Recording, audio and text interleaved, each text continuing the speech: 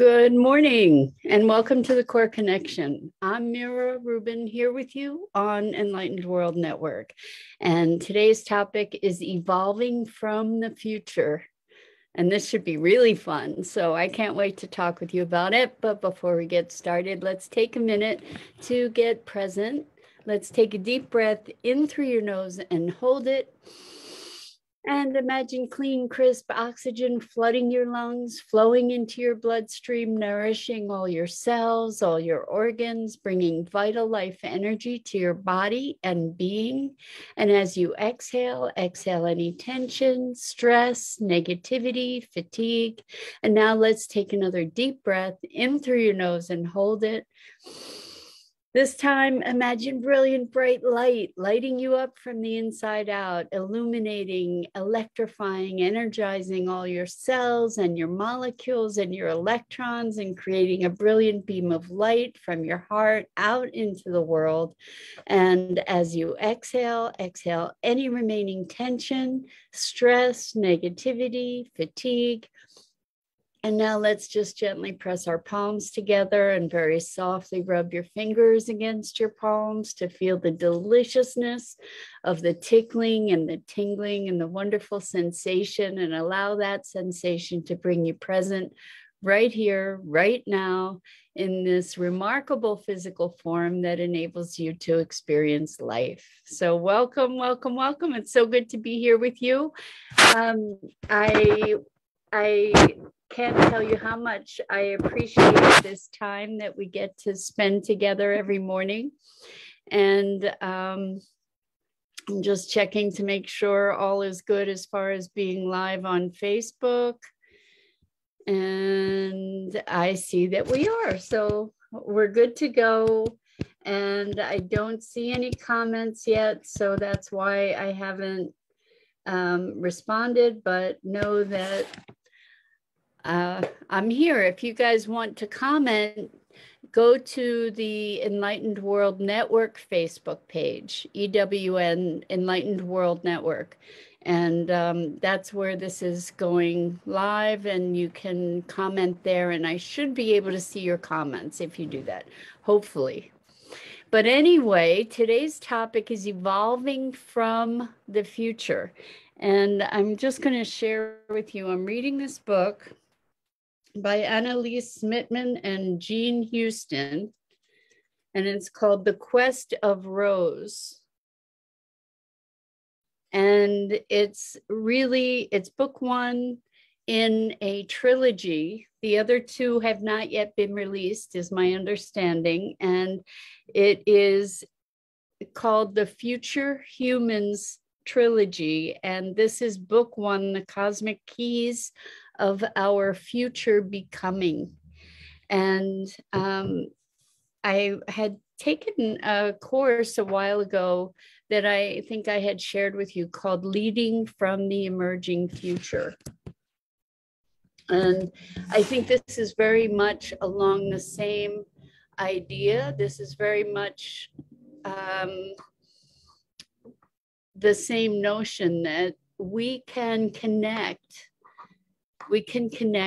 through time and space, through our imaginal capabilities meaning the power of our imagination, to project ourselves into the future, into our future, into a future, and receive information back from that future. In other words, we do this all the time. I mean, it's not as woo-woo as it sounds. Not that I have anything against woo-woo, but when we imagine ourselves, we imagine a home for ourselves, or we imagine ourselves on a vacation, or we imagine ourselves in a new job or doing something in the world. It's that projection of our thought that inspires us to take the action to manifest whatever that thing is, right? And so in the book, it's really interesting. They were recounting a story of some children that met Einstein and asked Einstein how they could get to be as smart as Einstein was. And he said, read fairy tales. In other words, cultivate your imagination. And if you recall the story about how he discovered E = mc squared, he envisioned himself riding on a light beam. So he was cultivating his imagination and his imaginal capacity. And this is something that we can do with great effect. And then we can grow into that aspect of ourselves and our future based on and information that was informed from the future. So I'm just going to read a quote from the book, and I'm at the very beginning of it. So on in chapter 1, they went through, it's told in story form, and I'm probably going to share a bunch of this because I think it's pretty awesome. But the first chapter is talking about the key of conscious choice, which is a whole other topic. But there's a summary section, and we talk about choice all the time, choice and presence, and so that's very, very familiar and aligned with what we've been up to in our conversations. But I do want to share this. This is a couple little quotes from the summary of chapter 1. So you can't renew your life from old realities. Enter the consciousness. Here, Gia, welcome, welcome. So good to have you here with us. So now I know the comments are working because I see you here, Gia. Gia says, hello, Mira Rubin, with you here again, loving this power of imagination. Exactly. Good morning, Rosalind. So good to have you here with us. So Gia, with the power of imagination, is really the power of our consciousness that is creating something from nothing. And as we cultivate that ability to creatively let our minds explore, we can discover possibilities and bring them into manifestation. So I'm just going to continue to read this. So we each carry within us the possibility of a new choice from a new future cycle. It's from the future choice that we can heal and repattern ourselves in the world. And I love this idea because what it allows us to do, or what it encourages us to do, is to move from the notion that the past indicates the future, like that the past predicts the future. And in many cases, that's true, that the past has predicted the future, and we can create anew by stepping into that future and then bringing it backwards. So when we look at an objective, let's say you have a goal, and I'm not talking about goals in general, but just the mechanism of how things work with a goal. We have a goal, or we have an objective. We project ourselves into the future, into that objective, and then work backwards from there. What's it going to take to get us there, right?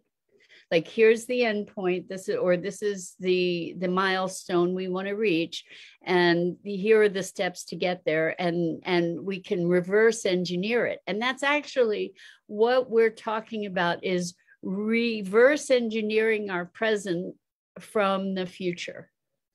And we need to do that in order to make the transformations that we require as human beings on this planet in order to continue to survive, let alone grow and thrive. Dan Heelan, hello, hello. You made it into the comments. Hello. I'm so thrilled to have you here. So Dan said, when you helped me let go of some things, you helped me form a new future. I love you. I love you too, Dan. I'm so glad you showed up. How exciting. And Elaine, we haven't seen you for a while. I was just thinking of you this morning and wondering where you've been and how you're doing. So welcome back. It's great to have you here with us. So what we're talking about is creating from the future. And we can heal our past to leave space and expansiveness to be able to experience more possibility. That's like kind of making fertile soil.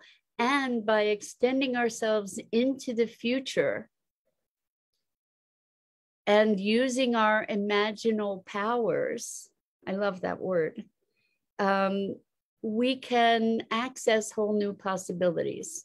So I'm going to give you an example for myself, and it is shaping my life. And oh, good, Elaine. Elaine says I'm fabulous, love. Wonderful. I'm so glad to hear it. So my vision of the eco park is something that came from the future, really. And what I mean by that is I have this vision of a World's Fair type sustainability exposition that is just magnificently beautiful and phantasmagorical and transformational. And anyway, I've had this vision. And what I realized when I actually stepped into ownership of it, what I needed to do was I needed to be willing to recognize my future self that had the capacity to be able to hold such a vision and to manifest that vision. Because really, when I made that choice, I didn't know anything about sustainability, really. I didn't have any connections in that world. All I knew was that there was immense possibility. And I also knew that I could not continue to be the person that I was in order to create that possibility. And what I mean by that is that I was living small in so many ways. Good morning, Kimberly. So good to have you here with us. I'm so glad you're back. It's great to be together again. So what I'm talking about for us in terms of evolving from the future is allowing this future possibility to inform our current choices, our current options, our current perspectives.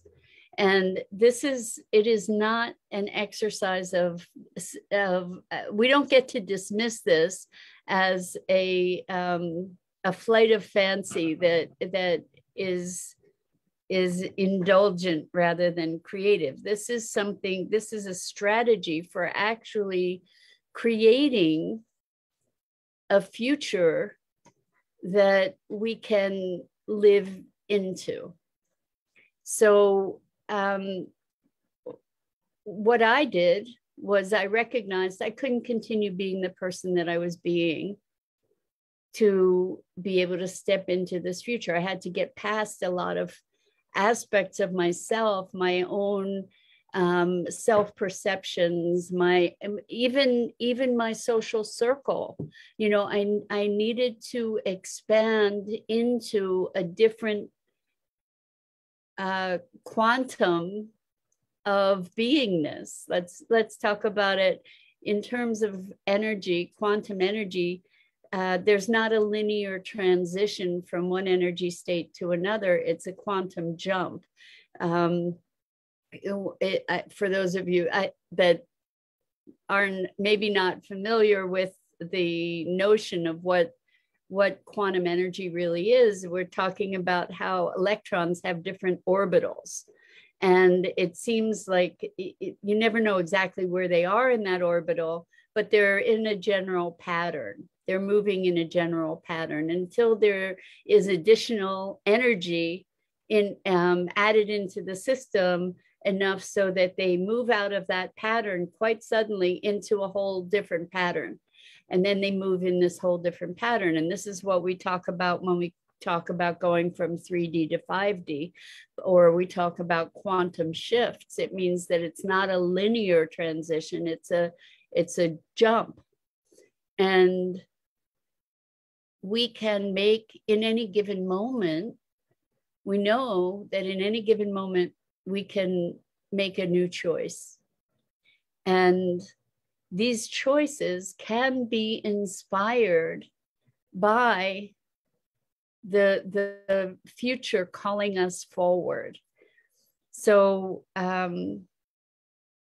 it's a new way to think about things, because so many of us have lived from our past, have created our present and projected our future by projecting our past forward. And there are limitations to that, right? When instead, I mean, just, it's kind of like trying to walk forward while you're looking back. You know, that can be dangerous. You can be stumbling over all kinds of things that obstacles that you're not even seeing because you're so busy looking back. And I think that that's really a situation about or an epitomization of what's happening now. In so many ways, we're looking at history, we're using old paradigms to deal with circumstances that are new and different and never before encountered by humanity. In terms of the environmental and climate challenges that we face. So we're encountering new circumstances. Our technology is at a level that is beyond anything any history recalls. And we're at a new point, and we're facing challenges that we have no answers for from the past.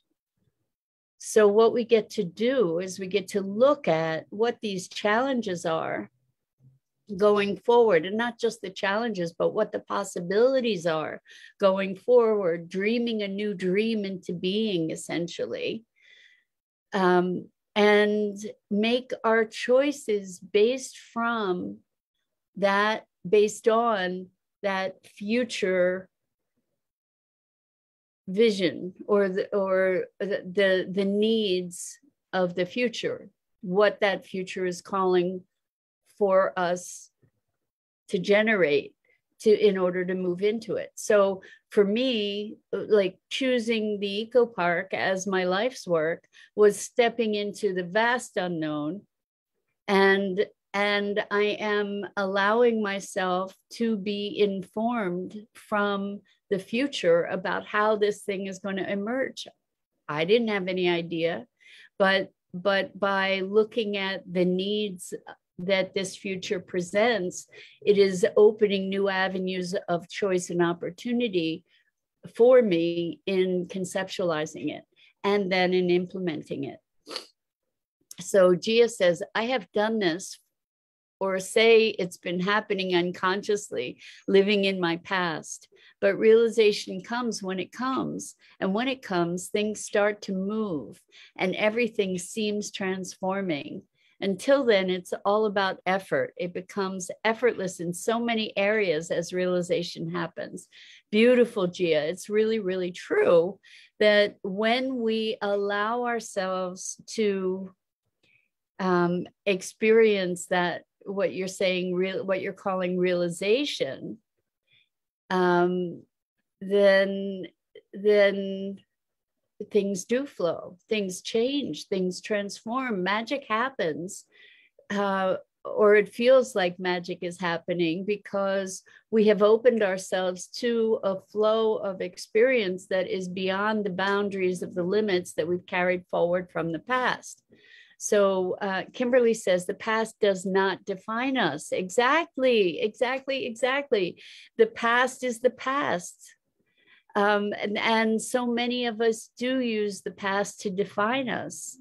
And we believe because of our transgressions in the past, big air quotes, because of things we've done, things we've said, things we've been ashamed of, or experiences we've had, we carry that with us. And as we age, we carry that as a bigger and bigger burden, weighing us down because of all this baggage from the past, right? So I want to continue reading what you wrote. It's one of the hardest things for me to do is let go of the past. I'm letting go and remain in the present moment and need to start visualizing the future.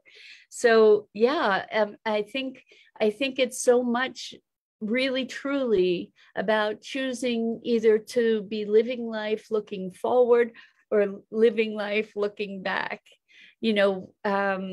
It's who we've been. There was such a good quote in here, but I want to read what Rosalind said. Rosalind said, potential is the projection of possibilities. Small successes dissolve the false self as the true self evolves. That is so packed with goodness there, Rosalind. So potential is the projection of possibilities. Yes, it is. And potential is probably way bigger than we even can project in terms of possibilities, because oftentimes our imagination is limited by the boxes that we've been thinking in through our lives, right? We are patterned. We have these habits of thinking. We have these habits of being. We have this identity that we believe ourselves to be based on all of our history. We get to let that go. And this is such a great conversation. It's so aligned with my experience this morning in recognizing aspects of myself that I've been holding on to without even realizing it. So I've been doing a decluttering with a professional organizer who is a wonderful friend and and brilliant at what she does. And we've been clearing out my space, and it's been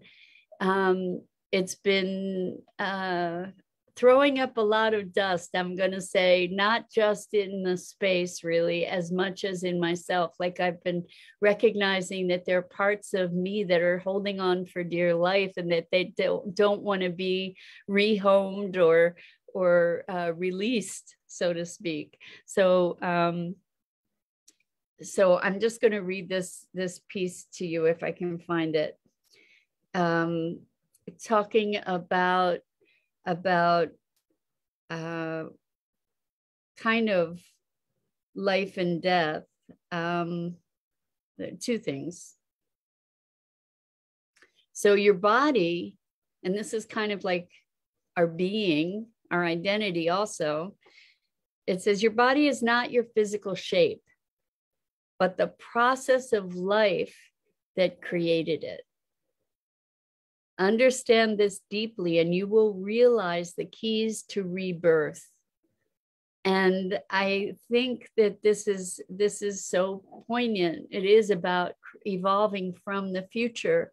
So who we are is not our past, but it is the process of life and living all those things. The process of life itself expressing itself through us. So who we are is an expression of life expressing itself. And as we allow the accumulation of life and its memories and its experiences to shape, to shape us, we can also release it because it's allowed us to get to this place where we can expand into new capacities and possibilities. So Elaine says, as one shifts to the heart and allows the heart's vibrations to flow, and choosing from the feeling center of the body system, from a feeling of love, boundless and free. Elaine, sometimes it's hard to read your syntax here. I'm sorry if I'm destroying this. So as one shifts to the heart and allows the heart's vibrations to flow, choosing from the feeling center of the body, from a feeling of love, boundless and free from attachments from the past and future, allowing the unknown to manifest a completely new reality. This takes courage and trust in yourself and the formless you to be willing to be vulnerable in the unknown creation through you.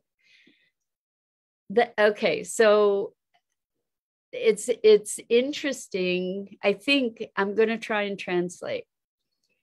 So I think if I'm understanding what you're saying, and I agree that by being present, when we are present in our being, when we are aligned in our heart and soul, then we are open to the unknown, to allow it to unfold as it will. I think that's what you're saying. And it does take courage. It absolutely does take courage to step into the unknown, 100%. And it takes courage to let go of the attachments from the past, because the attachments of the past give us a sense, a false sense of our being. Good morning, Dennis. So good to have you here with us. Our past gives us a false notion of what we can become. Like if we base our notion of who and what we can become, and really who and what we are, then we're limiting ourselves, rather than taking our mind into a connection with the cosmos or a future self, to imagine our future and to imagine a world that we would want to be living in, and then make choices based on that rather than our past. Because the truth is that the past actually does become a fabrication. The past that we're carrying forward is really our story of that past, which brings me back to repeating this quote. And here's the book. It's a transformational trilogy, and this is the first one, and the other ones have not yet been released. Your body is not your physical shape. Your identity is not your past, but the process of life that created it. So life itself is the creation. Understand this deeply, and you will realize the keys to rebirth, which means that in any moment we can rebirth ourselves into a new possibility, into a new future. So Kimberly responded to Elaine saying, Elaine Leonard, I love this and truly believe this to be true. Keep the music alive in you and never stop believing that you can't have what we deserve. Never. I think you never stop believing that you can have what we deserve. Beautiful, beautiful, Kimberly. That's lovely. And Elaine says, yes, creating from the empty stillness of your being through the presence of nothingness into something and back to nothing again, not holding on to past experiences, not looking back. That's just a habit. So we are Oh, yes. Dennis says, damn, seems like I missed a good session. Well, fortunately, it's recorded, right? So you can just go back and check it out. Anyway, this is very exciting to be engaging in this deliberate, creative act of conscious choice and moving into the possibility of the future, that we get to really create this together. And thank you. I don't know if that's Sue or Dido, but thank you so much for posting the YouTube channel that shows all the other shows. So Gia says, as Elaine said, I think more than thinking it as future, I would say let's allow ourselves to experience unknown and trusting the flow of life as future is again created by our thinking mind. The power of unknown remains as is, and anything can be manifested from there, though it takes courage. So beautiful. You guys are so eloquent today. It does take courage, and it is about stepping into the unknown. And the thing is that we do have the capability to be tapping into the future as it is already emerging, like this future that exists when we're allowing ourselves to be present to it. We flow more readily into it. And this is very much about cultivating that imaginal space. And Elaine says, now is all there is. It's true. It's true that now is all there is. And now incorporates the past and the future. And I'm not saying to not be here. I'm saying presence is the essential piece of this, and moving into this imaginal space is part of how we create and